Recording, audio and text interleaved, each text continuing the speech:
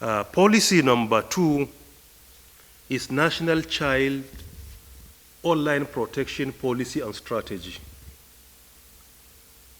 As we all know, there are many benefits of going online. The world population reached 10 billion on the 15th November 2022. Today we have around 6.3 billion people online. And by implication, among this number, you will discover many are children. They will not be able to differentiate what is beneficial and what is harmful. According to the report of the International Telecommunications Union, even during COVID-19, more than 1 billion children were online, most of them for their studies, because schools were shut down, so they switched only to virtual learning.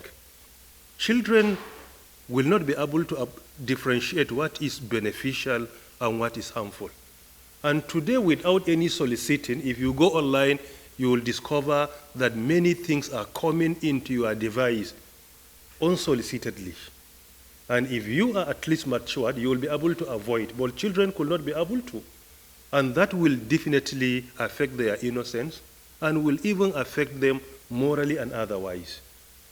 It is because of this that the International Telecommunications Union, which is an arm of the United Nations, came up with a policy document for all its member countries, 193, and Nigeria is part and parcel of the International Telecommunications Union. The document has been titled, Keeping Children Safe in the Digital Environment, the Importance of Protection and Empowerment. In this document, all member countries have been urged to ensure they come up with a policy where children are going to be protected. In the UK today, they have a bill that is online safety. Many countries are working on a similar document.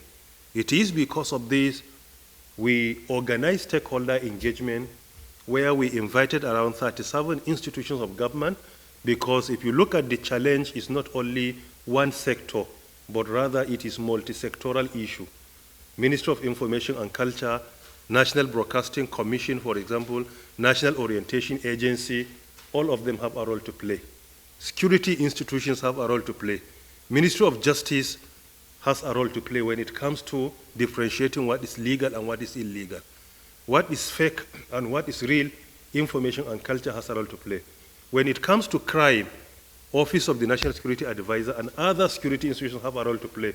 So the implementation requires multi-sectoral approach. It is because of this, the memo and the policy has been approved.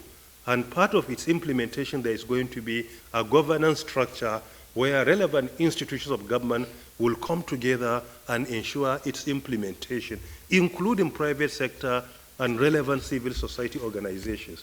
So this also has been approved. Prior to that, we leverage on our existing laws to come up with the policy. Like Cybercrime Act 2015, there is a provision of protecting all citizens, and children are part and parcel of our citizens. Also, we have Child's Rights Act 2003, and there is also a provision of protecting and ensuring the safety of our online content in other legislations. And finally, in our National Cybersecurity Policy 2021, there is also a provision in which the Nigerian Communications Commission has been mandated to come up with a policy to protect our children while online.